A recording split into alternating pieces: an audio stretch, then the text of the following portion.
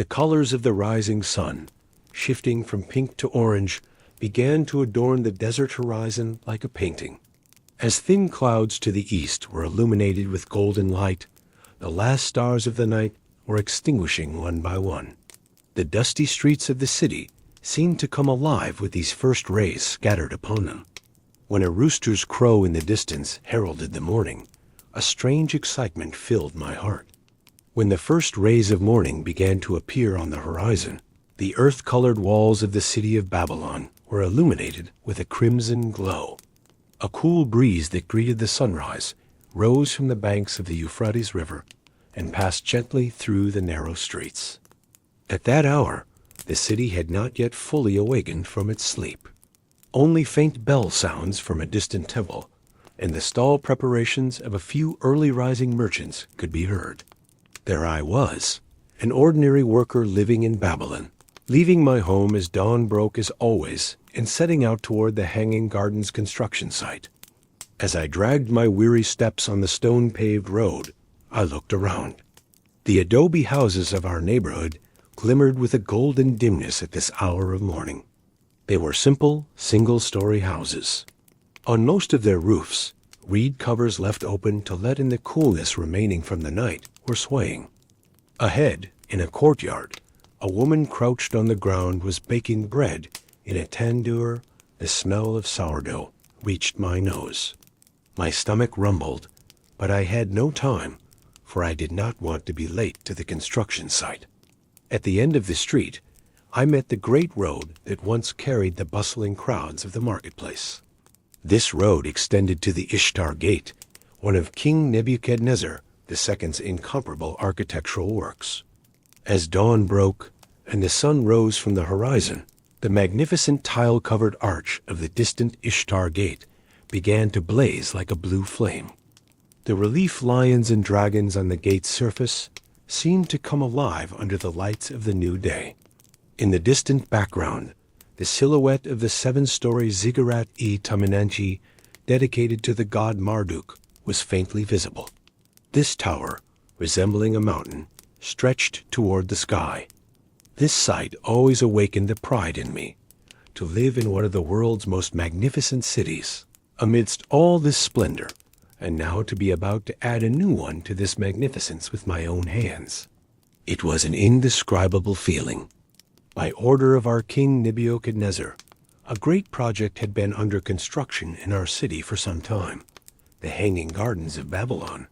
According to what was said, the king had decided to have these magnificent gardens built for his wife, Queen Amethyst. The queen had come from the land of greenery and mountains, from the Media lands. She would long for her homeland in this flat plain city of Babylon built in the midst of deserts.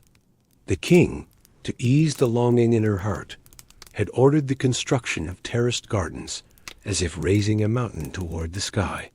These gardens, to be built on high, would be equipped with lush green trees and colorful flowers, cooled with flowing waters, and thus remind the queen of the mountains of her homeland. When I first heard this story, as a young worker, my heart beat with excitement. Now, as a part that contributed labor to making that story come true every day. My wife told me what she heard from our neighbor Pyrrha. Both Queen Amethyst's beauty and her sorrow were spoken of from tongue to tongue. It seems the queen would often sigh when looking at the flat plains of our city from the palace terraces, murmuring, "The green hills of my homeland, ... and her eyes would fill with tears. King Nebuchadnezzar also strived with all his might to ease his wife's longing. According to rumor, one night when the queen was crying thinking of her homeland's greenery, King Nebuchadnezzar consoled her, saying, "I will make a mountain in the desert for you." These gardens are said to be born from that promise. "You really are bringing a mountain to our city," my wife said with a smile. "The mountain's soil, its trees. Once the waters start flowing, it will be complete." Her words made me think. Yes, the waters ... The foreman said tomorrow we'll start building the well that will raise the water, I shared. The Euphrates water will be brought to the top of the gardens. They'll make a special mechanism for this. It might be something we've never seen before. My wife's eyes lit up. How exciting. I wish I could see the gardens when they're finished. At that moment, our little son Tabal was sleeping soundly in her lap, one hand wrapped around his mother's hair. Of course you'll see them, I told my wife. When they're finished, maybe some part will be open to the public, or at least we'll watch from a distance. I'll show you everything we've done, one by one. Naramu smiled with satisfaction. I'm proud of you, she said quietly. You're working on such a great project. Even if you don't write your name in Babylon's history, you're contributing your labor. These words caressed my heart. I took her hand, grasping her delicate fingers with my calloused and tar-stained ones. If the gods permit, I whispered, these gardens will beautify our fate too. Maybe the royal court will reward us. Our life will become a bit easier. This was a wish that rose from the depths of my heart. My wife nodded approvingly. I hope so, she said. As long as you come home safe and sound, I want nothing else. We all sat around the dinner table together. In the flickering light of a lamp burning in the center, shadows danced on the walls. The smell of spices mixed with the soup's steam had spread throughout the room. Naramu had laid our son, whose bedtime had come, on her lap, waiting for me to tell her about the day. I took a spoonful of lentil soup and warmed my insides. Then I told her about what I experienced during the day. Today we completed a large arch, I said proudly. We placed the bricks so skillfully that it stood by itself. Now the foundation of the gardens is more solid. My wife listened with admiration. How do you make those arches? Don't the bricks fall? She asked curiously. Smiling, we put a special keystone at the top, I said. When we place it, the bricks lock together. They all stand together in the air. When we first did it, I couldn't believe it either, but I saw it with my own eyes. Nodding her head slightly, what a miraculous thing, she murmured. Then I told her about the waterproofing work we did with reeds and tar. We boiled tar in huge cauldrons, poured the hot tar over the reeds, bricks on top, lead sheets on top. We laid each layer with great care, so that not a single drop would seep down when water is given tomorrow. Naramu said with a smile, you really are bringing a mountain to our city. The mountain's soil, its trees. Once the waters start flowing, it will be complete. Her words made me think. Yes, the waters. The foreman said tomorrow we'll start building the well that will raise the water, I shared. The Euphrates water will be brought to the top of the gardens. They'll make a special mechanism for this. It might be something we've never seen before. My wife Naramu's face lit up with curiosity. How exciting. I wish I could see the gardens when they're finished. At that moment, little Tabal was sleeping soundly in her lap, one hand wrapped around his mother's hair. Of course you'll see them, I told my wife.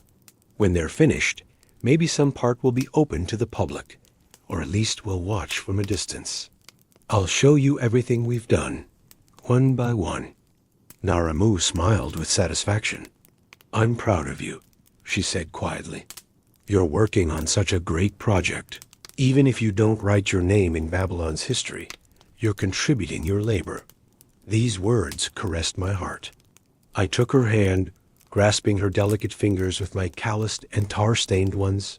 If the gods permit, I whispered, these gardens will beautify our fate too. Maybe the royal court will reward us. Our life will become a bit easier. This was a wish that rose from the depths of my heart. My wife nodded approvingly. I hope so, she said. As long as you come home safe and sound, I want nothing else. When I arrived at the construction site, the sun was still low and the shadows were long. Passing through the wooden scaffolding, I advanced toward the heart of the construction area. In the morning coolness, the smell of mud, wet earth, and tar mixed together. In one corner, bitumen was being boiled in a large cauldron. The dark black tar was bubbling with the effect of the fire beneath it, spreading a heavy smell around. I took a deep breath of this familiar smell. Strangely, the sharp smell of tar now reminded me of the seriousness and magnitude of the work being done, awakening an excitement mixed with pride in me. Around me, workers had already taken their places and set to work. Some were preparing new adobe bricks from a mixture of mud and straw. Others were stacking dried bricks left from the previous day. A group of workers with thick ropes on their backs were carrying newly fired brick blocks from distant kilns. We knew that each of these fired bricks bore King Nebuchadnezzar's seal. The king's name and titles, pressed in cuneiform on the brick surfaces, were made so that this work would tell of his glory in the future. I couldn't read or write, but I had heard many times what the marks on them meant. They said it was a long list of titles beginning with Nebuchadnezzar, King of Babylon, conqueror of the four corners of the world. Each brick took its place under the king's sealed shadow. As I advanced toward the center of the construction site, the loud voice of our foreman Nidintu was heard. "Come on, lads, set up the mold for that arch. Today we'll complete the first arch of the north terrace." Nidintu was an experienced master with sunburnt skin and thick arms, who commanded respect with his middle-aged appearance. We were pleased to work under his management because, despite his stern appearance, he was fair and protective. I approached and greeted him. He also greeted me with a slight nod and smiled. "Come on, son, you two come. Today your hands must be quick. You'll help Master Bricklayer, Balibni." Balibni gently struck my knee with a trowel in his hand as he passed by. "Good morning, young man," he said cheerfully. I liked working alongside him. He was cheerful and talkative, and even when the work was heavy, he didn't neglect joking. Together, we went to the arch that was still half built. This arch would be part of one of the large vaults at the lowest level of the gardens. Both sides had risen as brick pillars, but the center was still empty. Wooden mold boards had already been placed to determine the arch's curve. "Today we'll close the top of the arch," said Bel-Libni, taking a few from the pile of bricks beside us. We began placing bricks side by side, skillfully applying tar-mixed mortar to the brick surfaces. I handed him the bricks, and he carefully arranged them on both sides of the arch.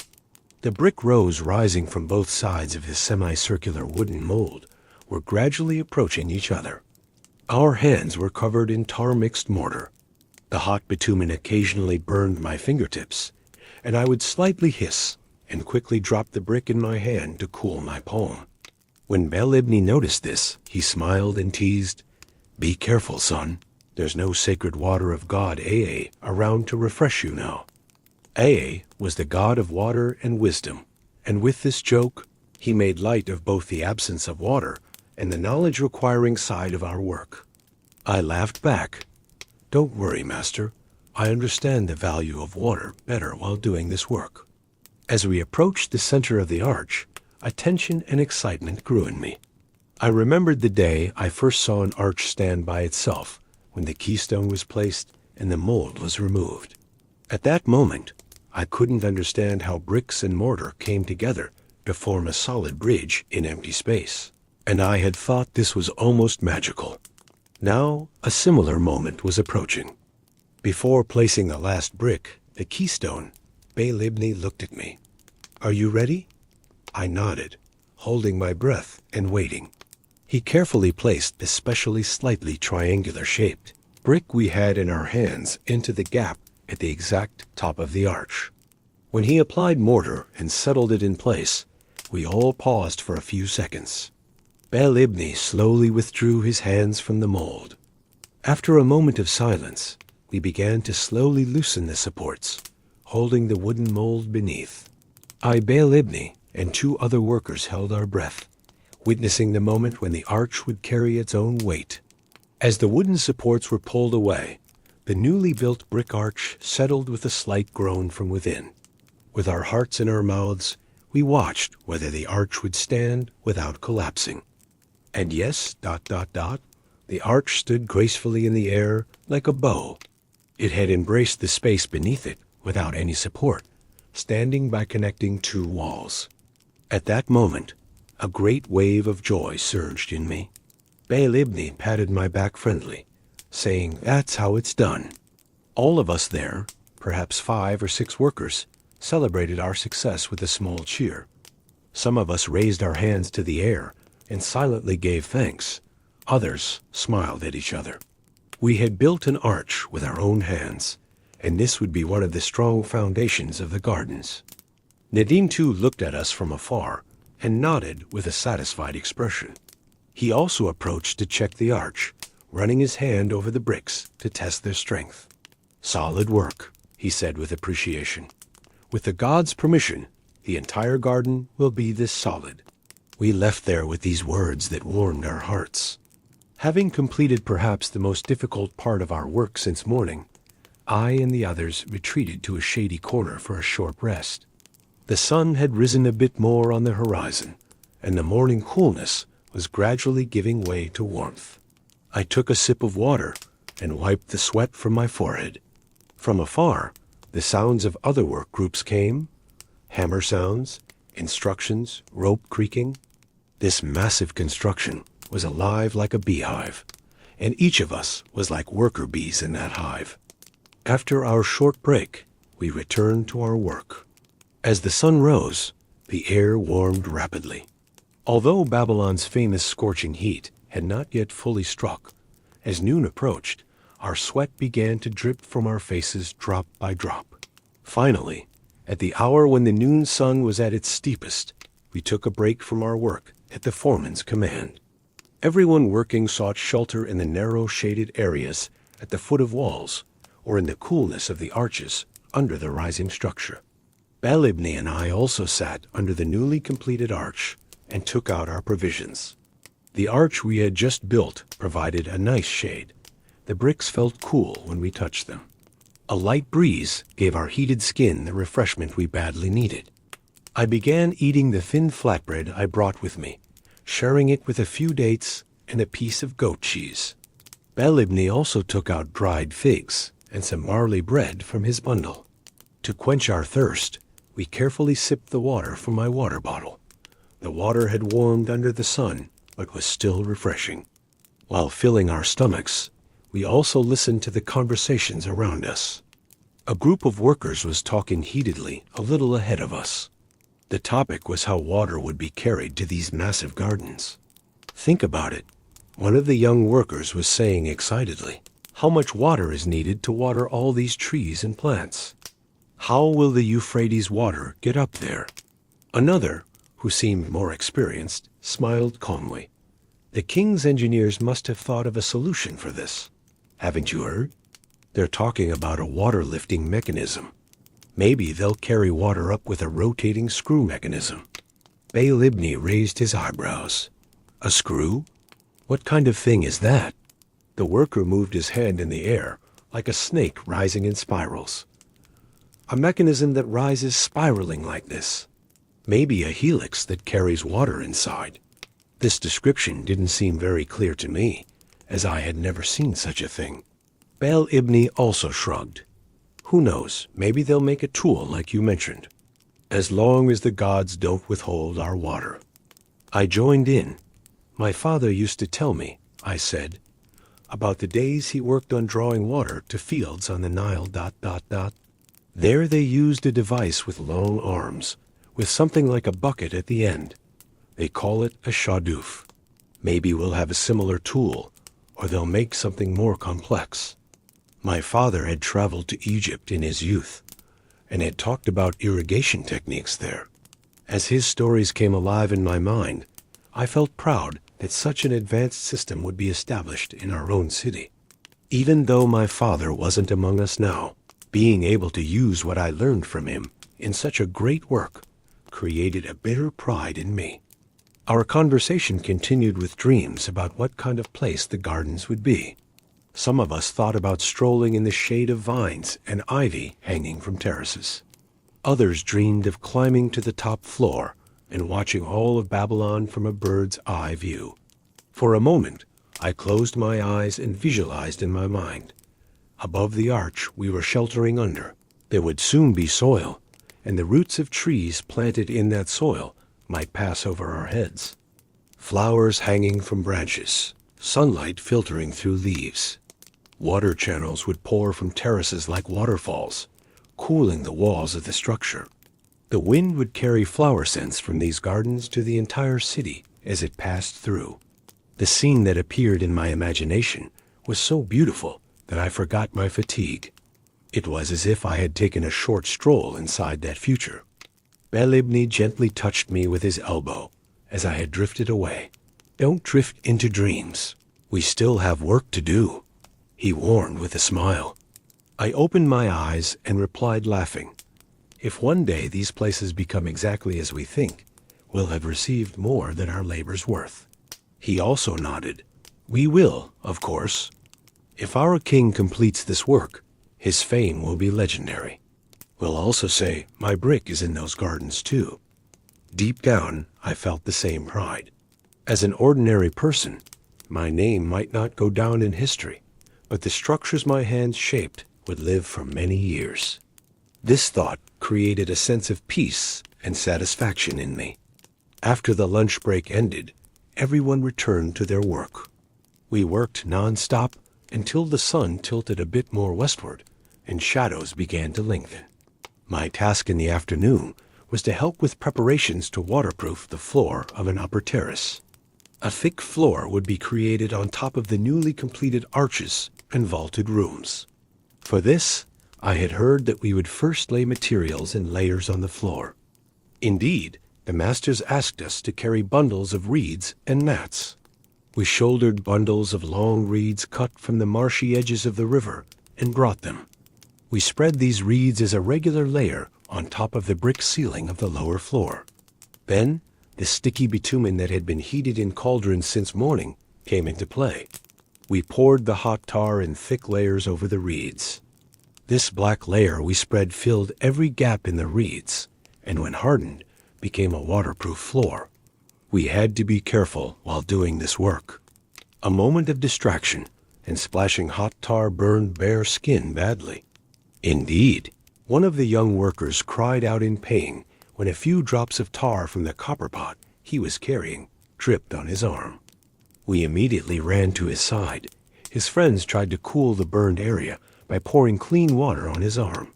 Foreman Nadintu also came to our side and looked at the boy's condition. Fortunately, the burn was mild. "Come on, son, be careful," he advised. "May Marduk be with you, but you also take care of yourself." After the reed and tar layer was completed, we laid a row of fired bricks on top. We also applied tar-mixed mortar between these bricks so that no gaps remained. After building 2 layers of bricks, the next material was lead sheets.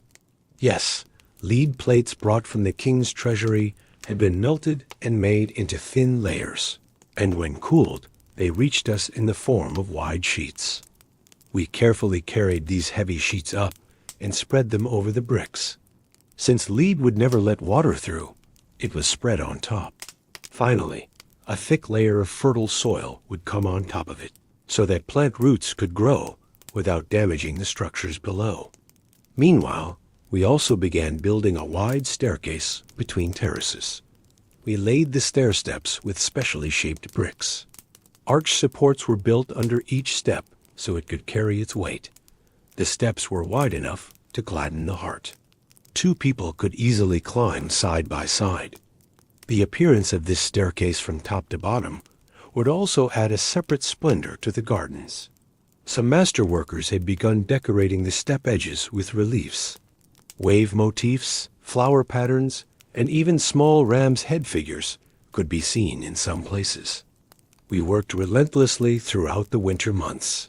The first floor of the gardens was now completely finished, and the walls and columns of the second terrace had begun to rise. As the brick towers were stacked one on top of another, we also raised our scaffolding. We, who were initially accustomed to working close to the ground, now moved around at heights. Once, I had climbed the scaffold ladders to carry bricks to the top of a new column. When I raised my head, I saw the height the ladder reached and swallowed. This was perhaps close to the height of temple towers. However, when I reached the top, my reward was a magnificent view. Babylon was spread out at my feet. In the distance, the walls stretched like a thin line. The Euphrates River sparkled with the morning sun, and the city's temples and marketplaces looked like miniatures. Even the bright blue of the Ishtar Gate could be sensed on the horizon, and the towers of the Isagila Temple looked like dots. Beyond the city, the gardens and fields extending along the Euphrates stretched as far as the eye could see like a green strip. For a moment, I forgot the pain in my tired arms. Feeling the wind blowing from that height, caressing my face, I felt free. Of course, working at heights could be dangerous. Some days strong winds would blow, shaking the scaffolding. At such times, the foreman would immediately warn us. "Be careful. Don't leave any loose boards," he would shout. We would also double-check and tighten loose knots. Still, small accidents happened from time to time. One morning, the rope of a brick basket we were pulling up suddenly broke. The basket fell to the lower floor with its bricks and shattered with a great noise. Thankfully, no one was downstairs at that moment, so no one was injured. But this incident was a lesson for all of us. From that day on, we carefully inspected the ropes before each use. That evening when I got home, my wife and I lit a candle in front of the small Marduk statue in our house and thanked the god. We were grateful that nothing had happened to anyone and prayed to be protected from such dangers again. The next day, we returned to our work, carefully inspecting the ropes. There were also rainy days. Although Babylon had a hot climate, sometimes cold rains poured from the sky in winter. When we were caught in sudden downpours while working in the open, we would get soaked if unprepared. When the mud we had prepared for mortar became too diluted with water, it became useless. On such days, Foreman Nidingtu would say, "That's enough for today. We'll continue when the rain stops," and send us to rest. We would sometimes take the road home in our wet clothes. The next day when the sun came out, we would start work by draining the accumulated water from the structure. We made small channels to drain the rainwater that had accumulated on the roofs so that our construction wouldn't be damaged. Despite all these difficulties, no one's morale was ever broken, because we all kept alive the dream of the work that would emerge. We supported each other, lightening the weight of work by joking around. Sometimes during lunch breaks, sitting at a high point eating our bread, we would joke. Once only birds flew at this height, wind blew. Now we are here. Indeed, we were filling empty air with our labor and turning it into a concrete structure. With this thought, everyone continued to work with all their might. In the middle of winter, on a day when work stopped due to a downpour, I decided to take my family for a stroll through the marketplace. Babylon's marketplace was full of all kinds of people and goods coming from all four corners of the world. In stalls lined along narrow streets, spices, fabrics, fresh fruits, copper vessels, clay bowls were displayed. The buzz of the crowd was enlivened by the voices of vendors, those shouting, "Come on, fresh dates." Silk fabric, silk from far lands, bargaining. My wife Naramu held my hand, and I had little Tabble on my shoulders as we slowly progressed. We stopped in front of a herbalist. The sharp smells rising from piles of colorful spices made my head spin. The scents of cinnamon, cloves, and cumin were mixed together. A little further ahead, a bright blue fabric caught my eye at a stall. I caught Naramu's gaze on it too. The fabric was a finely woven wool shawl from the Media lands. I took it in my hand and touched it. It was soft. We asked the price, bargained a bit, and finally managed to buy it. When my wife put the shawl on her shoulders, it was worth seeing the happiness on her face. As we continued on our way, various languages reached our ears. I heard merchants speaking Aramaic as they passed by. A little further ahead, a dark-skinned man whom I suspected was from Egypt was trying to sell bronze mirrors in accented Akkadian. I felt once again what a center of attraction Babylon was. The world seemed to meet here.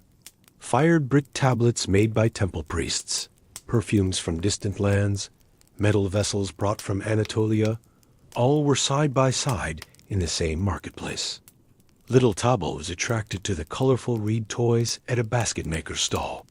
The basket maker smiled and handed him a small reed ball. "Take it, son. It's yours," he said. We thanked him and continued on our way. There was a different surprise at every corner. A bearded man taking fresh honey from a hive, a village woman carrying live chickens in a basket, street children performing acrobatics in the middle. Tabo watched these with wonder, wanting to stop and applaud. We also stopped occasionally to catch our breath. We bought and drank cold-pressed pomegranate juice from a young man selling fruit juice. Its sweet and sour taste refreshed our palate. At the end of the day, when we returned home, we had a new silk shawl, a few spice pouches, and Tabo's reed ball in our hands. We were tired but happy and content. Such days, though rare, added color to our lives. Since I would start work early the next morning, we retired to rest early. As the sounds of the market crowd in Babylon streets gradually died down, we were enjoying the day in the peaceful corner of our home. The beginning of spring had come. The beginning of spring meant the great Akichu festival in Babylon, that is, the New Year celebrations. During this sacred period, construction work stopped for a few days. King Nebuchadnezzar, on the advice of the priests, had ordered that the people be exempt from work during the New Year rituals. This way, we too would have the opportunity to rest and worship. On the first morning of the Akichu festival, we set out with my family before the sun rose. We joined the crowd gathered on the Ishtar Road, the main avenue of the city. Everywhere was filled with festival joy. People had put on their cleanest clothes. Women had put colorful covers on their heads. Children were running here and there with flowers in their hands. Temple officials had lit incense along the road, and a light scent of myrrh and cedar had spread in the air. I, Naramu, and little Tabo found a corner near the Ishtar gate and began to wait. Soon, the sounds of drums and zurna were heard from afar. The crowd swayed slightly. Everyone leaned forward to see. Then the magnificent procession appeared.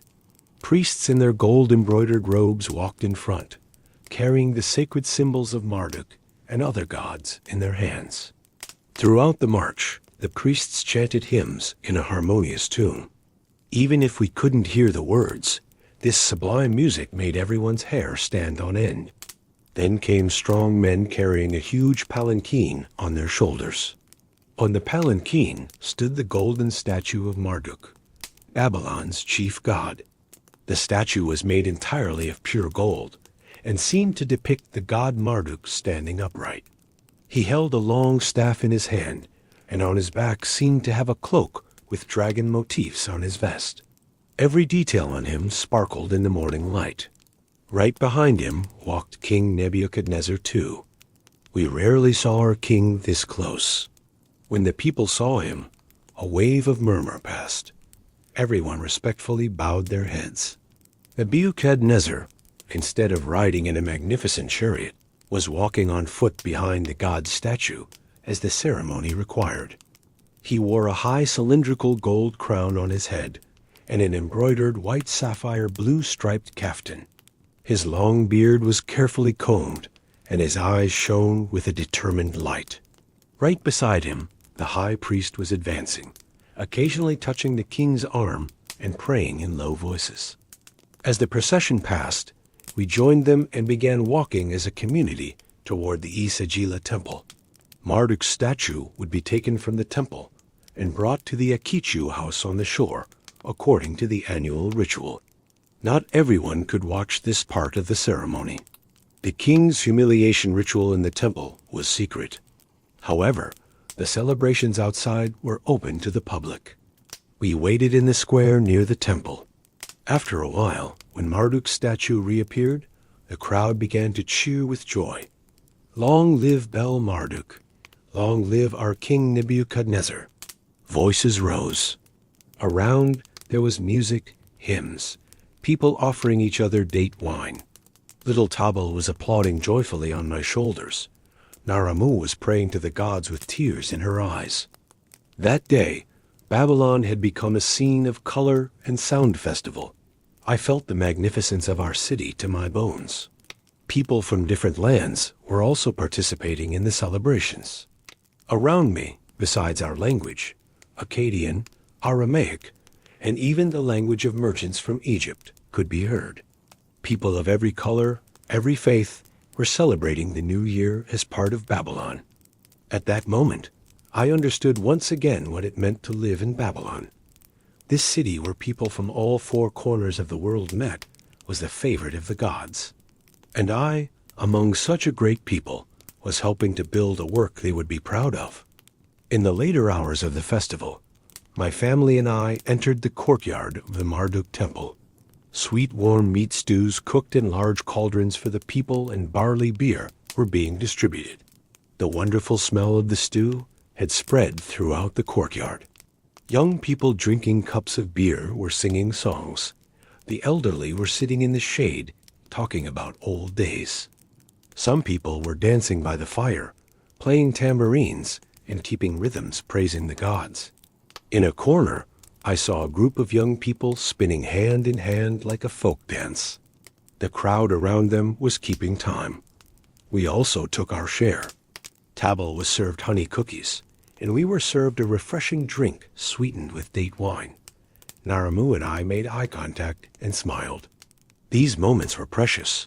This festival joy had come like medicine to our lives that passed only with work. The next day, and the following days, the festivities continued. But one morning, I wanted to go to the construction site early and take a look at the final state of the gardens. When work stopped due to the festival holiday, I was curious about the unfinished structures. I arrived at the construction site as the sun was rising. There was no one around. I wandered among the rising terraces, touched the walls we had finished the previous week. On an upper platform where soil had not yet been spread, I stood at the edge and looked at the Euphrates. The river was flowing calmly. The water's surface sparkled like orange silk in the sunlight. The silhouettes of the date palm gardens on the opposite shore were reflecting on the water. Despite the early hour, some fishermen had gone out on the river with their reed boats, gently dropping their nets. The sound of water rippling and occasionally fish hitting the water surface was like a peaceful melody around. Near the shore, half of the large well we had laid the foundation for the water-lifting mechanism had risen. Next to it, I saw wooden gears, thick ropes, and bucket-like containers made of clay piled on the ground. So the engineers would start installing the water-drawing mechanisms right after the festival. A sweet excitement awakened in me. Very soon the water that would give life to these gardens, the blessed waters of God Enki, would gush up from the bosom of the Euphrates. I sat on the edge of one of the terraces. In that calm morning after the festival's excitement, I was lost in contemplating our work. Even though it was half finished, the skeleton of the gardens stood there in all its majesty. Some of the wooden scaffolding had been removed, and some of the arches had been opened underneath. I felt a strange pride and gratitude inside me. I clasped my hands to my chest and prayed to the gods. O great Marduk, O wise Aa, O generous Ishtar. Help us complete this work. Protect us. May these gardens that will eternally glorify Babylon be for your honor too. At that moment, a wave of peace spread inside me. In the distance, incense smoke was rising from the top of one of the temples. I believed that the gods had heard my prayers.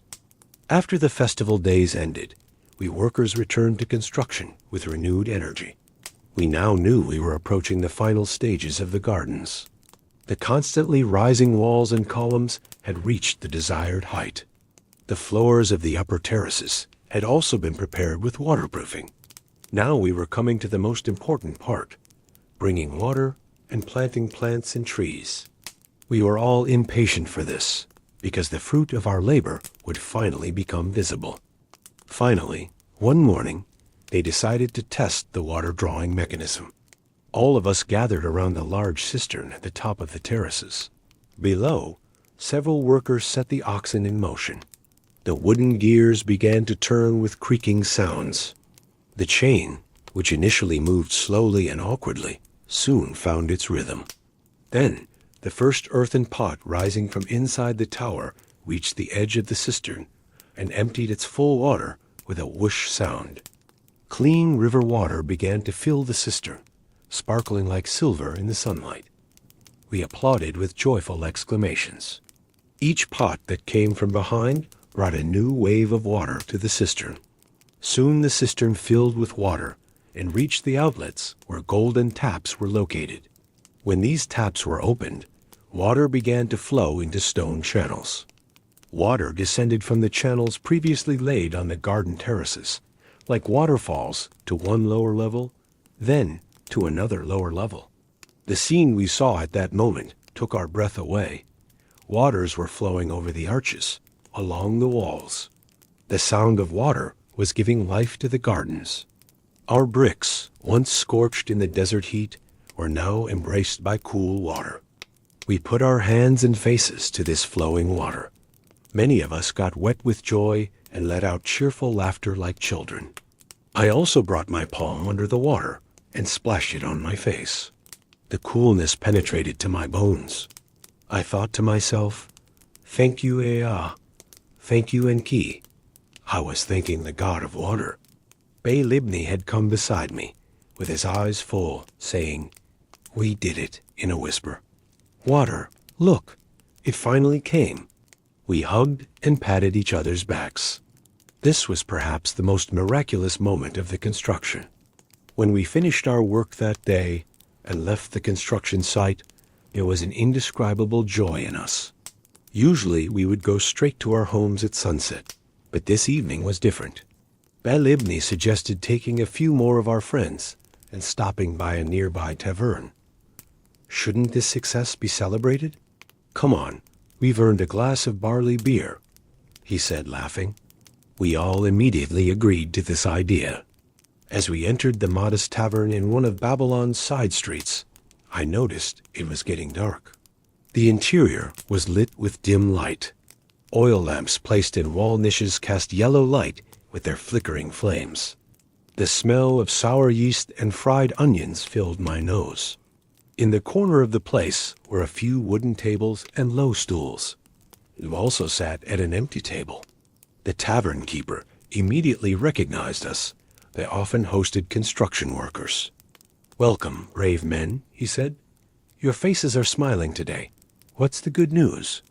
Bel Ibni proudly replied, "We brought water up to the great gardens today. Good news for all of us." The tavern keeper raised his eyebrows in surprise and admiration.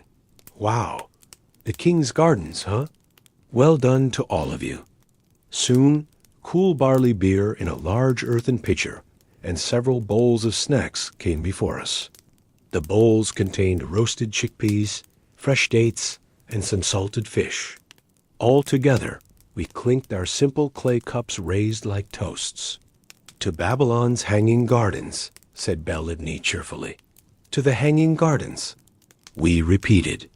When I took the first sip of beer, I felt the dust that had accumulated on my palate throughout the day go away, replaced by a pleasant freshness. One of our friends at the table, a young mason named Shamak, started speaking. "You know," he said, "when the water was flowing today, I thought to myself, this must be a miracle of God Enki, bringing water to the sky with human hands. It's unbelievable." Another friend, Yakin, a stone master from Aleppo, nodded with a smile. "I've seen great works in Assyrian times too, but nothing like this. This Nebuchadnezzar really raised the bar." Upon his words, Bel Ibni put his arm on Yakin's shoulder. "Did you work in Assyrian lands too, master?"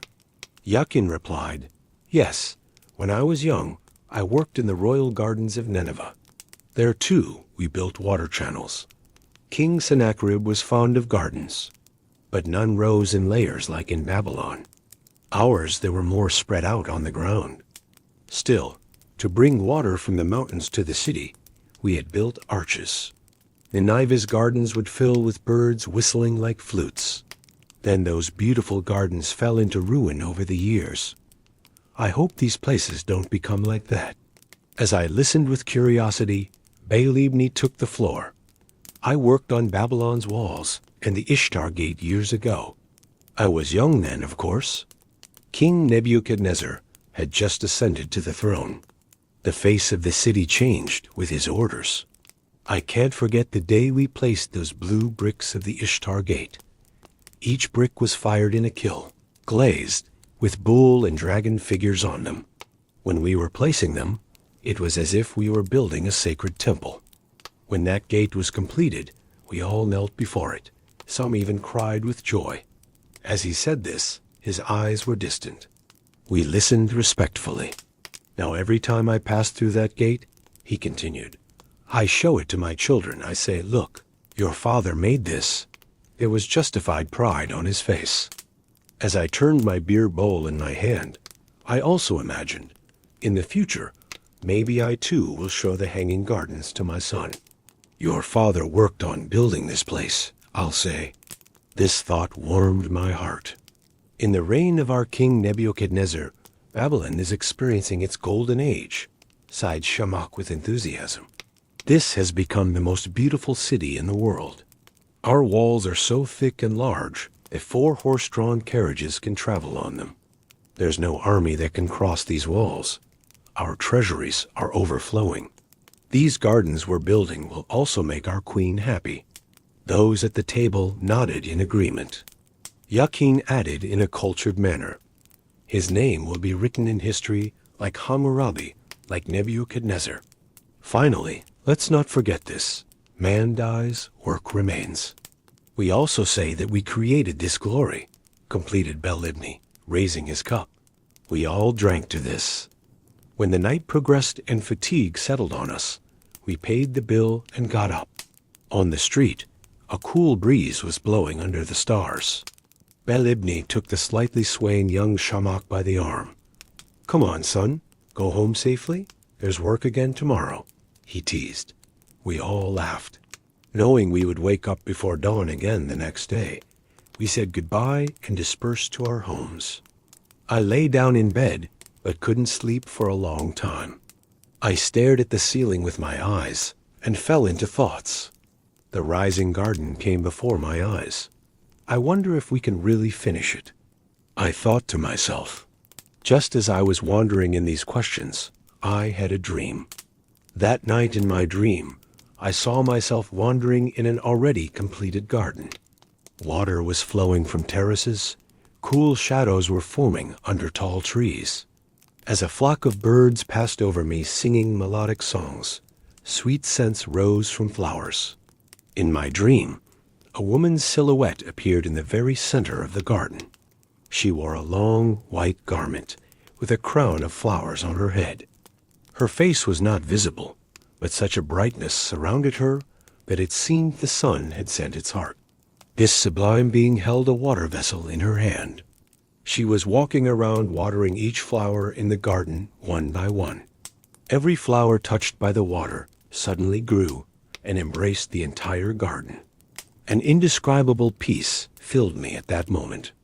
The woman in my dream stood at the edge of the garden and turned toward me. Despite the distance, I seemed to feel her smiling. At that moment, I heard a sweet voice. Your effort will not be in vain. This garden will be remembered for centuries. When I woke up, my heart was filled with joy and peace. My belief that the gods were watching over us had grown even stronger. After the successful delivery of water to the terraces, the next big job was for the gardens to come alive, soil and plants. We had already gradually carried fertile soil to the platforms during construction, but now more was needed. By the king's order, cartloads of soil were brought from the fertile lands beyond the Tigris and from gardens around the city. This soil was spread thickly on top of the terraces and leveled. Then trees and plants began to arrive. Every morning when I arrived at the construction site, I encountered a new group of plants sent from the palace nursery. Large palm saplings, pomegranate trees, fragrant cedars, cypress saplings, even mountain pines and various flowers, specially brought from the queen's homeland, were there. Each of these plants had been carefully selected, brought with their roots wrapped in sacks. Royal gardeners, along with their assistants, were planning which tree would be planted where. We workers also helped them with shovels and pickaxes, according to their instructions. We mixed fertilizer into some roots, built stone barriers around others.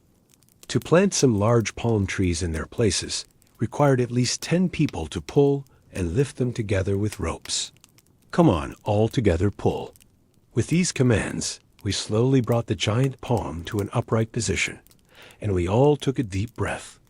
We secured its root by filling and compacting soil. After each planted tree, the head gardener would pour a bowl of water at the base of the tree and pray to the gods for that sapling to take root. Small saplings were planted more easily. Even female gardeners planted them carefully with their hands, gently sprinkling soil around them. Colorful flower saplings and vines were planted at the edges of terraces. Purple violets, red roses, white lily. Vines were left to hang over walls. Gardeners said these would grow and form a natural curtain downward. Pomegranate trees would bloom bright red flowers with spring. The resinous smell of cedars would spread around. Cypress saplings would add tranquility to the garden, with their slender silhouettes reaching toward heights. As days passed, the gardens really began to come alive. We gave plenty of water to every sapling planted in the soil. Thanks to our new water mechanism, the upper cistern was always full. Water was channeled to every corner through gutters and channels. When small green shoots first broke through the soil and showed their heads, everyone joyfully reported to each other. It was like a baby's first steps. Our garden was showing signs of life. Soon, the planted trees began to leaf out. Flowers began to bud. The dry, dusty appearance of the terraces began to give way to a lush green texture. Meanwhile, final touches were made to beautify the architectural appearance of the gardens. Blue and turquoise-colored glazed bricks were laid on some walls of the exterior facades. These bricks carried lotus flower and palm tree reliefs on them. Also, small water pools were built at several points, with fish and bird motif sculptures placed around their edges. The rooms under the arches were cleaned and organized. Some were equipped with irrigation tools, others with gardeners' implements. The structure was no longer just a pile of scaffolding, but had become a living palace garden in its own right. And finally, the awaited day arrived. The hanging gardens of Babylon were completed. News came that King Nebuchadnezzar and Queen Amethyst would honor the garden to see the work. That morning, we all woke up early and put on our cleanest work clothes. We made the construction site now the garden sparkling clean. Soil scattered around was cleaned up. Excess materials were removed. Tree leaves were polished by sprinkling water. We took one last careful look at the flower beds, making sure no dry branches remained. We were all excited. It was time for the place we had labored on for weeks and months to be seen by the highest eyes. Our foreman Nidintu gathered us together and spoke calmly. Friends, today is show day. I'm proud of all of you. All our sweat is in these stones, in these trees. What we've done will be seen by gods and humans.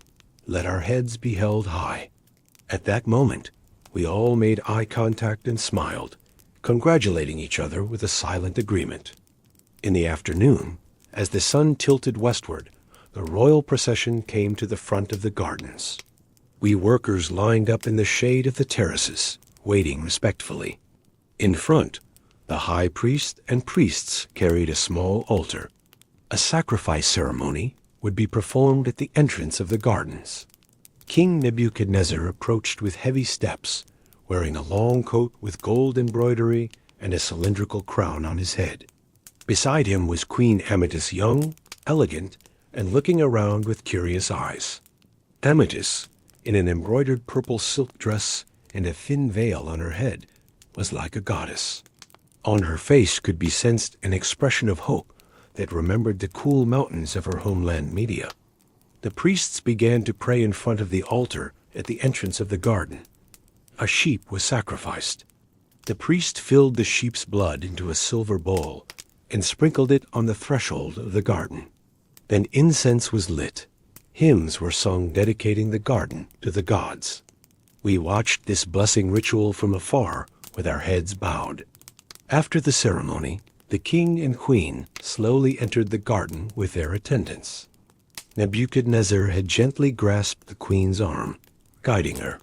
"Here are the gardens I had built for you," I could hear him say in a distant whisper.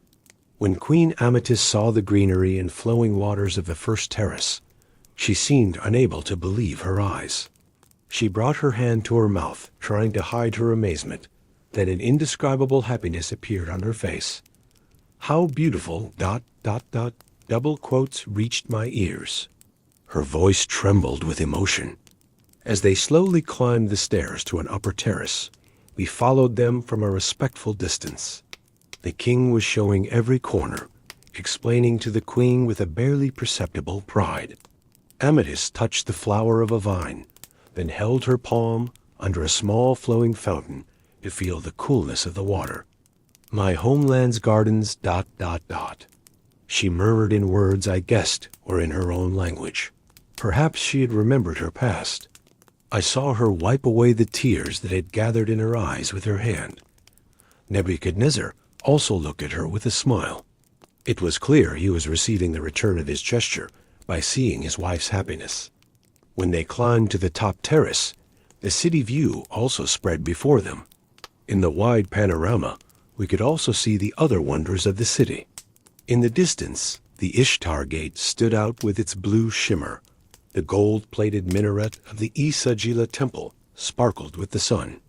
The walls and towers stretched to the horizon, and outside, the Euphrates River flowed sparkling like a ribbon. Babylon really resembled the world's most magnificent city. The king and queen watched this for a while. Then Nebuchadnezzar gave a signal to those beside him. One of the palace officials turned to us and loudly conveyed the king's thanks. Babylon's great king Nebuchadnezzar appreciates the labor of all workers who created this magnificent work. We all bowed our heads again, our hearts filled with pride. The official continued, "Our king has decreed, each worker will be given a gold coin and provisions for 1 month. Also, anyone who wishes can come and see the gardens for the next 3 days. For these gardens were built not only to gladden our queen's heart, but the hearts of all the people of Babylon." When I heard these words, tears almost rushed to my eyes.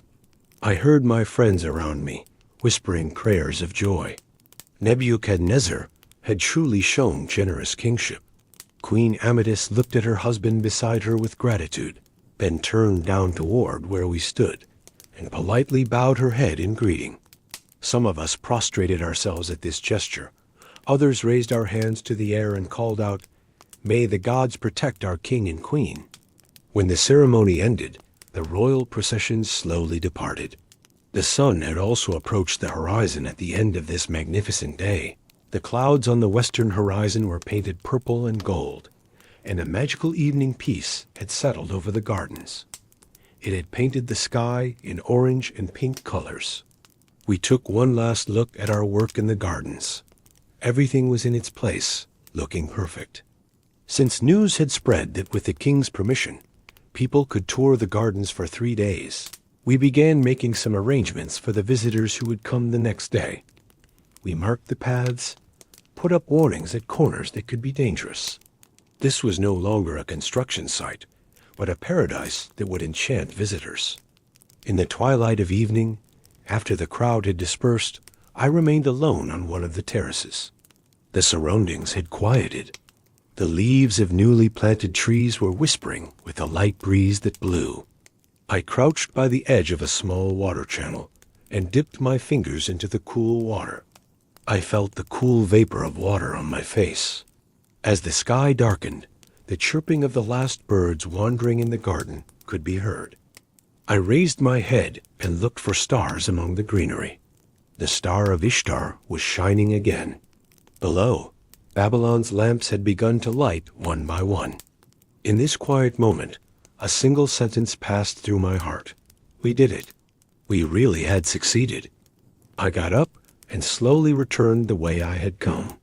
As I descended the stone stairs, a flowering vine leaf touched my face. I gently pushed it away with my hand. My fingers felt the living veins of the leaf. This was the miracle of soil, water, and human labor. We had created an oasis in the middle of the desert.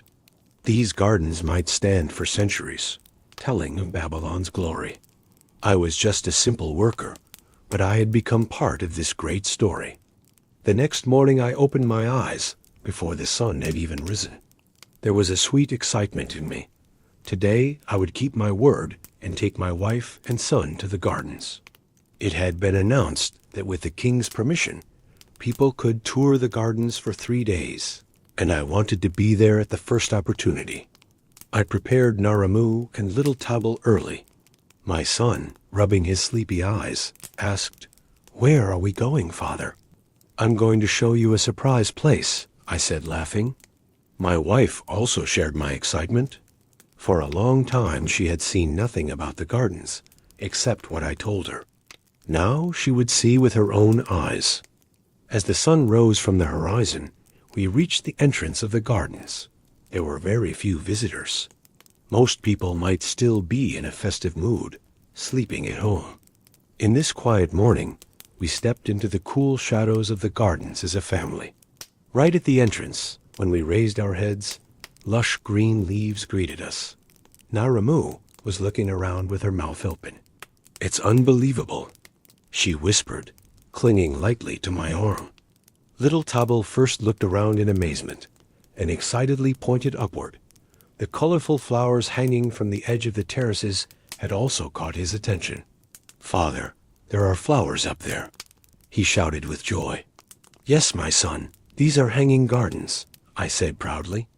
I took him in my arms so he could see better. We began to slowly wander up through the terraces. My wife was discovering a new detail at every step, making comments with admiration. "Look at those palm trees. They've really grown. Oh, how peaceful the sound of that flowing water is ... I was also telling her how we did what during construction. I showed her the large arch on the first terrace. "Do you remember? I told you about building arches? This is that arch." Naramu touched the cold bricks with wonder. It was real. She expressed her amazement with a laugh. When we reached the top terrace, a cool morning breeze was rustling the leaves. Small sparrows were chirping among the branches. Colorful butterflies were fluttering around the flowers. We stopped by a small pool. That pool where water collected and flowed down as a small waterfall. Tabal broke free from my hand and ran to the pool, beginning to look at the pink water lily flowers floating in the water. "Father, are there fish in it?" he asked curiously. I noticed at that moment that there were small orange fish in the pool. The king's gardeners must have also put ornamental fish. "Yes, there are even fish," I said, smiling. My son jumped with laughter. My wife also joined in his joy. A peaceful smile appeared on her face. I hadn't seen her this happy in a long time. In her eyes was a sparkle perhaps similar to that in Queen Amethyst's eyes, the joy of someone who had found their homeland's gardens. At that time, we noticed other families were also strolling on the terrace. In a corner, I saw Bel-Ibni. He was showing a column covered with vines to his 2 young daughters and wife. I overheard, "Look, girls, your father's labor is in this column," he was saying proudly. My heart warmed. I waved to them, smiling. When Bel-Ibni saw us too, he put his hand to his heart and bowed slightly in greeting. We both turned to our families and continued our tour. After touring every corner of the gardens for hours, we finally took the road home. Both my wife and son were in amazement and happiness, as if they had come out of a fairy tale. Throughout the way, Naramu kept saying, "I still can't believe it. It was like a dream."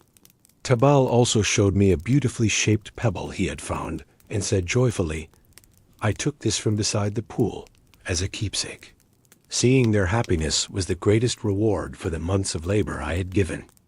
That evening, after returning from the gardens, little Tabble couldn't fall asleep from excitement. Even though I had put him to bed, his eyes were still open, asking me questions. Father, did the gods really see the gardens too? What are the stars in the sky? To calm him down, I decided to tell an old legend I had heard from my own father. I sat quietly beside him and began speaking in a soft voice. Long ago, in very ancient times, when the earth was still an empty desert, the gods created a garden for themselves in the sky, I said. This garden was above the clouds, right under the luminous dome of the sky. The gods would wander and rest in this garden as they wished. The leaves of the trees in the garden would be emerald green during the day and shine like crystal at night. Their flowers would take on the colors of the rainbow during the day and sparkle like stars at night. From the center of this garden flowed a clear river. Its water would ripple with the breath of the warm wind god in the sky, gently swaying the water lily on its banks. The goddess of love and beauty, Ishtar, would water the flowers with this river's water every evening when dawn faded. This way, the flowers would continue to shine, even in hours without sun. When the gods gathered in this garden, they would set tables under the fruit trees scattered in every corner, sip the wine of immortality, and eat fruits that give youth. The god of music would play his lyre. Birds would accompany him. Those lights you see as stars in the sky are the night-blooming flowers in this god garden, my child. Whenever a star shoots, know that a god has walked in that garden and made a flower tremble. We humans can visualize the peace of the gods in our eyes by looking at the garden of the sky. As I told the tale, Tabil's eyes slowly closed. In my last sentences, I lowered my voice even more, noticing his breathing had become regular. I quietly got up from beside him, pulled the cover over him, and planted a kiss on his cheek. I went out and looked at the courtyard. The night sky was full of stars. In the distance, the silhouette of the gardens appeared as a light shadow in the bosom of Babylon's night. There, among those trees and waters, were our sweat, our prayers, and our dreams. A deep feeling of gratitude passed through me. Just then a star shot across the horizon. It was as if the gods were smiling and greeting us. I also closed my eyes and smiled. When I lay down in our bed, I whispered softly, "May we all sleep in peace." Hanging gardens now rise in Babylon's sky.